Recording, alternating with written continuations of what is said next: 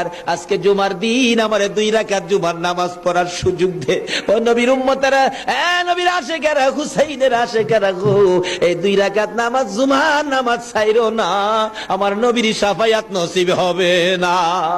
রক্তে লাল হইয়া যদি হুসাইন 2 রাকাত জুমার নামাজ পড়তে পারে গো, আজকাল থেকে কথা দিতে হবে জীবনে কোনোদিন জুমার নামাজ ছাড়তে পারবা না।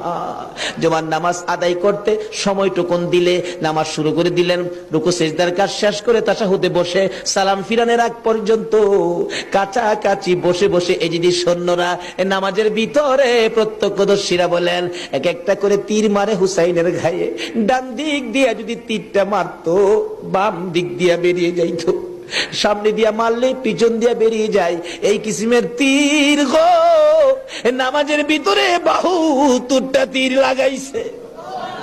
হুসাইন সালামটা ফিরাইয়া নানা গো